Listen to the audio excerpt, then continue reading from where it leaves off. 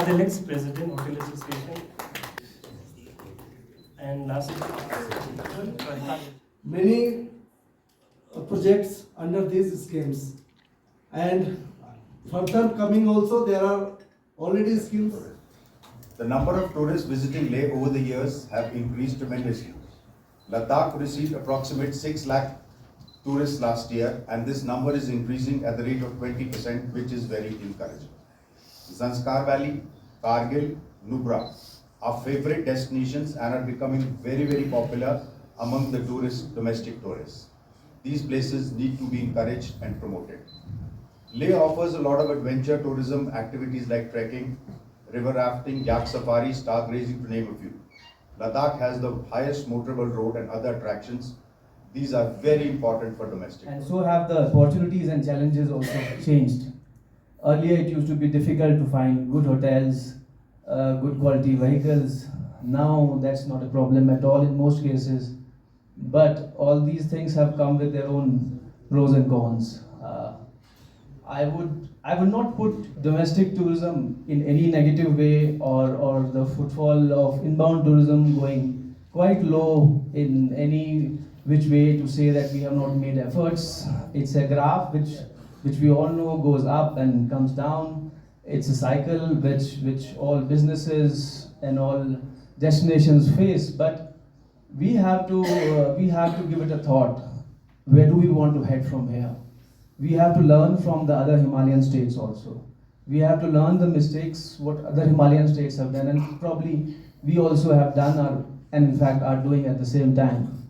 From Ministry of Tourism, they have come here, they have shown their intent that they really mean business. They want you all to be more participative on a national front. They want you all to come forward, and Sanjay sir has just given a lovely presentation explaining all of you the different procedures. You people are lucky. In Delhi we have to do all it by ourselves. They have come here and explained to you everything. Make use of it. You can take his number and he can always guide you, and he's always been kind with all small queries here and there. So the intent is there to help and support Ladakh. Ladakh is already booming with tourism. My colleague Rajat was saying he got a full flight coming here early morning, and that has been the case since some years. Of course, COVID gave it a little bit of break in between. Before that, domestic tourism was booming like anything. A little less interest for Ladakh, even from domestic people. And probably the fact is we are not innovating. We have to get out. We are just more comfortable in selling Pangong Nubra and a bit of war memorial because it is easy. You just have to book hotels, book the transport and move on. But you have to move on to experiential tourism. You have to show the people the Ladakh. Kargil, because everything has been told you, our speakers already. I have got few issues about Kargil because everybody talked about Leh, and of course it is, this is one of our, you can say, the main hub of tourism of Ladakh. Leh is a main tourism place where we represent, Ladakh represent Leh. So I'm from Kargil. I have few issues in Kargil. Is everybody talked about registration issue and all that. We have been facing permit issues. For example, Department of Tourism is issuing a permit. In Leh, we have got a different system. You go with the identity card or passport, you will get the permission. If you go to Kargil, recently I had a terrible, experience. They are asking to have a passport plus insurance plus lot of other documentation to get a permission to do the trek around Kargil areas. In the coming days, we will witness a series of events to commemorate 50 years of tourism in Ladakh. All Ladakh Tour Operator Association will be directly involved in cleaning up trekking routes to preserve natures. We will be focusing on special treks like the Hundar Phyang and Runse Tomariri, the classic high altitude trek. Part of the classic Marka trek in collaboration with the youth of Marka Valley. We believe Ladakh has enormous potential for adventure tourism, and the terrain and landscape are very much feasible to execute all the air, land, and water adventure activities. As an organization, as we look to the future, we see lots of challenges in adventure and wildlife tourism. but we are optimistic that these issues will be resolved soon. We are thankful to you, sir, that now tour operators can procure satellite phones, which was a big hurdle for the safety of guests venturing on expeditions and extreme treks. Usage of satellite phones will aid in medical emergencies. I, on behalf of Altoar, request Ministry of Tourism to finance the establishment of a fully equipped rescue center dedicated to tourists in Ladakh. This will provide timely help, medical care, and evacuation. I remember that, and most of us remember, after the bifurcation of the state in 2019, Honorable Tourism Minister, Government of India, Shri Prahlad Singh Patil ji, along with a big delegation of almost 20 members from Ministry of Tourism and other important dignitaries from New Delhi, visited Leh and had a very thoughtful interaction at different venues in Leh town. So after that, this is the second event the Ministry of Tourism, Government of India is doing. And I thank Dr. Sumanji for coming all the way from Delhi and all our dignitaries from New Delhi, those who have come to Leh to attend this event. As the other speakers mentioned about the various issues in Ladakh, the various problems, the way forward for Ladakh. Before I come down to the issue that I would really seriously like to put forward in front of Ministry of Tourism, some policy matters, as well as to our Union Territory Administration in Ladakh under the head of the tourism sector, Mr. Malik ji, who has recently took charge of the tourism sector in Ladakh. I would like to put some thought on what we should be doing and where we are heading. As Vinayak ji talked precisely on these issues, today many of us, we are complaining that tourism industry is not really growing in Ladakh. 1974, well, another thing, important thing to remember today is that we are celebrating the 50th anniversary of tourism in Ladakh. I think Ladakh needs a big round of applause from all of us on this occasion. It's a long way down the road. We have come all the way from 1974 to 2024, ups and downs from 20, 30 people, few hundred people in 1970s to 80s to coming down to lakes, and foreigners coming for trekking, understanding the Himalayan culture, Ladakh being promoted as a little Tibet, the last Shangri-La, the land of the moonscape, so many beautiful names to talk about, which really attracted the attention of our operators in Europe, in Americas, and Far East, and lately, of late in 1920s, in 2009, when we had the Three Idiot movie, the blockbuster movie, Amir Khan, all of us know, that really opened the doors for Ladakh in the domestic market. Sir, Ladakh 1974 में, जैसा आप जानते हैं कि 74 में पहली बार tourism के लिए खोला गया था. तो सिंस देन लद्दाख के जितने भी हमारे पुराने होटेलियर्स थे, या जितने पुराने होटेलियर्स हैं, या जितने हमारे पुराने सीनियर जो हमारे टूर ऑपरेटर्स हैं, उनका काफ़ी कंट्रीब्यूशन है सर लद्दाख को इस ऊंचाई तक पहुंचाने का. जो श्रेय है वो हमारे जो सीनियर जो हमारे होटेलियर्स हैं या जो हमारे टूर ऑपरेटर्स हैं उनको जाता है. और साथ ही साथ में जब शुरू में यहाँ पे टूरिज्म खुला था 74 में, उसके बाद यहाँ पे कुछ ज़्यादा फैसिलिटीज़ नहीं था, तो 200-300 टूरिस्ट ही आए 74 में, फिर 75 में 500, फिर 76 में 600, तो नंबर्स कुछ ज़्यादा बढ़ा नहीं. तो स्लोली काफ़ी आहिस्ते प्रमोट हुआ. और चंद, शंबाला, ओमासिला, ये सारे हमारे पुराने होटल हैं. और कल हमारे इस स्पलनम तुस्तुन जो हमारा एक यहाँ पे एक यूटी डिक्लेरेशन डे के दिन हमारे एक पुराने होटेलियर्स को एक एप्रिसिएशन गवर्नमेंट हिल काउंसिल की तरफ से एक एप्रिसिएशन भी मिला. वो पुराने होटल के मालिक थे. Much required. I think most issues have already been highlighted.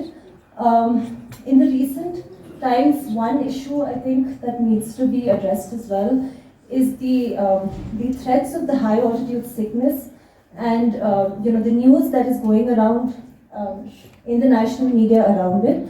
So I would also request that some sort of awareness and information dissemination happens around high altitude sickness, because we know that most casualties in Ladakh happen because of the lack of awareness or the lack of guidance about it. There is no sort of counter information against what has been floating in the media, and I think that has negatively impacted us this year. So I would request that that be taken up. And as a woman, since you've given me this opportunity, I would also request that maybe some special incentive be given to women entrepreneurs, because while the tourism industry in Ladakh is represented mostly by our counterpart, I think on ground it's the women who are the major stakeholders of the tourism industry of Ladakh. We look at guest houses, homestays, they're entirely driven by women. So I would request that some additional incentive be. Asghar, who's our colleague from the Ministry of Tourism, he came to me and said कि sir एक stakeholders conference यहाँ पे होने जा रही है. So the first thought that came to my mind is यार बीच में बिठा के आप लोग धुलाई कराओगे. But that was on a lighter vein. As Madam rightly pointed out, the dialogues are important. We should have a mechanism of constructive criticism. And if I, like a bureaucrat, sit in my ivory tower in my second floor office looking at the stock all the time, then I would not be able to get the feedback that have been given here. क्योंकि bureaucracy में क्या होता है, वो आपको आके आपसे पूछेंगे, जैसे पाक साहब से आप पूछेंगे कि क्या चल रहा है टूरिज्म में, तो आपको आके बोलेंगे सर आप जैसा अफसर ना तो पहले आया है ना कभी आएगा. So it is very difficult to get inputs. And I'm really thankful to Dr. Suman and his team for organizing this conference and seminar here. And I hope that there will be more to come.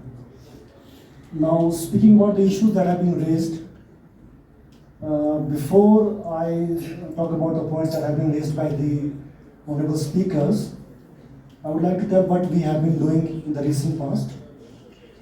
I think there are two policies which are already in public domain for your comments.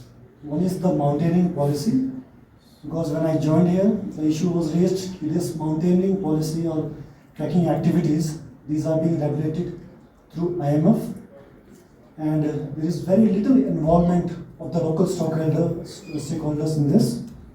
So after getting all the inputs and after taking into account the policies of Sikkim and other states, we have put that policy in public domain. I think there is still time. If you want to give your inputs, we'll incorporate same. And next is the adventure tourism policy. After a lot of discussion, that has also been placed in public domain. So once you provide the inputs, we'll finalize it. Then we have a lot of subsidy schemes. When we talk about the STPs, I think we already have a scheme in which they are giving a subsidy of around 5 lakhs to all the hotels which are falling in the bracket of 10 to 19 rooms. Then I think Mr. Algar came to me regarding subsidy for solar installation in hotels. That is already making, I think by next week, with the approval of Honorable LG, would place that in public domain as well. One is the industrial tariff. I will certainly look into it.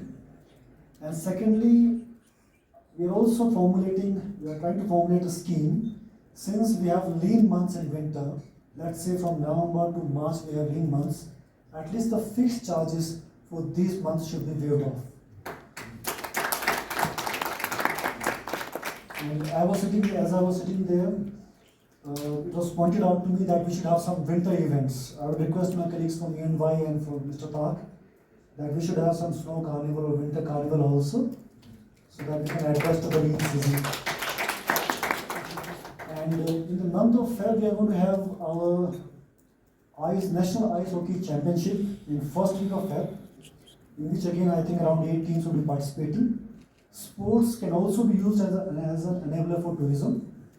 And again, since I am looking after sports department as well, be it ice hockey or ice skating, we are going to promote these winter sports so that in future we can have a lot more events related to skiing, skating and ice hockey in Ladakh.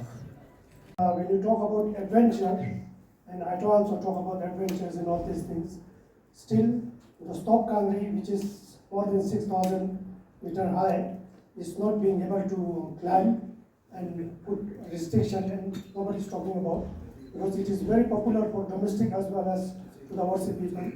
It is completely forgotten and nobody talks about it. We would like to request you to open this soon, since it's like 5 years it's gone. And regarding the restriction on the permit on the national highway NH1, there is Form C has to be filled up 4 times. Big groups, you have to be standing in a queue for at least for an hour. So it is look very awkward. I request Secretary Saab to intervene in this, sir. Thank you. Thanks for highlighting it. It was on my mind to talk about it when I was speaking, but of course I missed it. It's a very sensitive matter, I would say. In 2018, I went there with, along with Altoa, as part of Ministry of Tourism's Adopt a Heritage scheme. As ATOI, we had adopted the trail from Stok village to the base camp of Stok Kangri for its cleanliness maintenance as part of the larger map of Ministry of Tourism, Government of India Adopt a Heritage.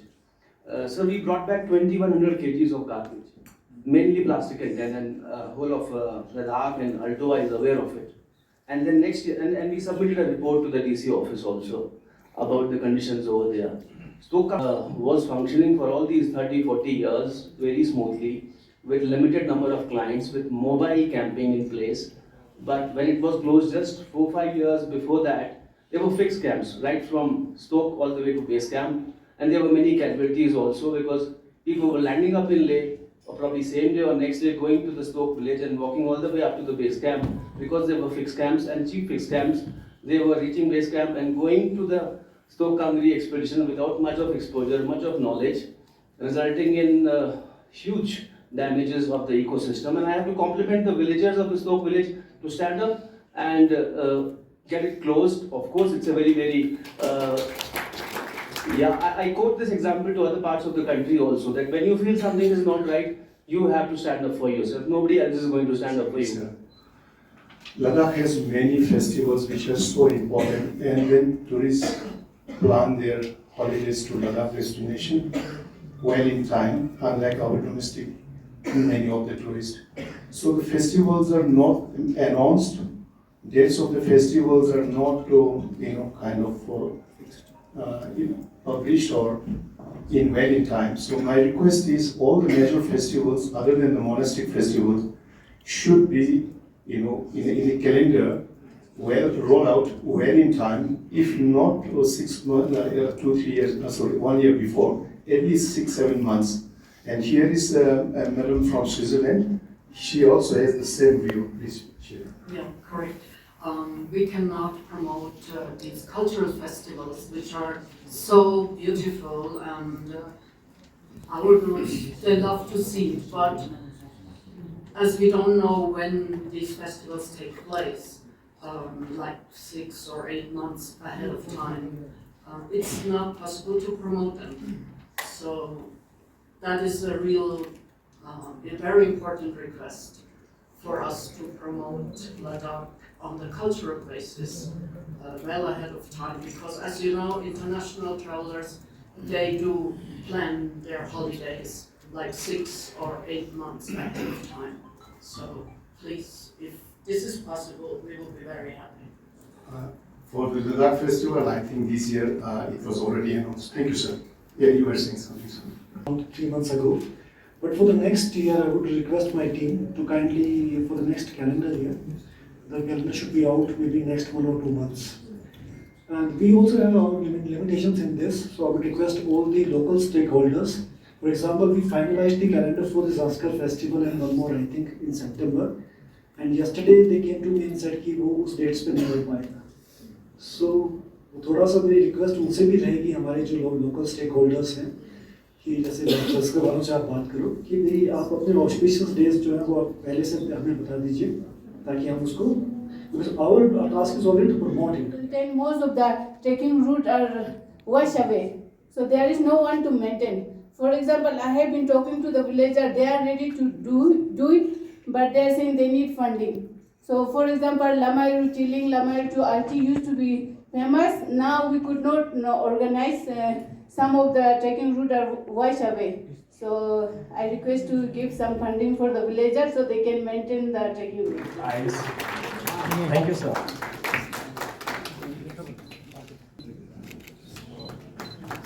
Sir आज tourism stake holder का conference चला और लद्दाख में जो 50 साल भी मना रहे हैं, क्या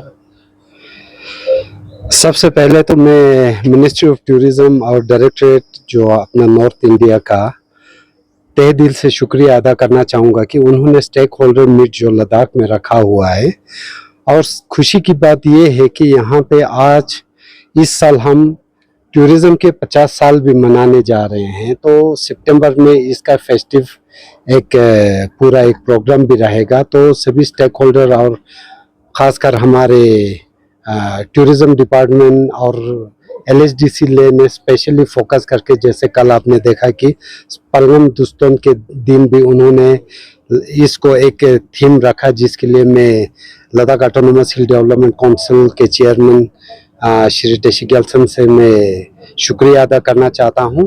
और ये जो मीट आज हुआ है स्टेक होल्डर मीट, इसमें उन्होंने जो नॉर्दर्न इंडिया के रीजनल डायरेक्टर के साथ हमारे टूरिज्म सेक्रेटरी मलिक साहब भी बैठे थे। तो उनके साथ दोनों, एक सेंट्रल गवर्नमेंट की तरफ से, एक अपने UT एडमिनिस्ट्रेशन के सामने सारे स्टेक होल्डर्स और सारे एसोसिएशंस ने अपने अपने व्यूज़ और अपने अपने ग्रीवेंसेस रखे।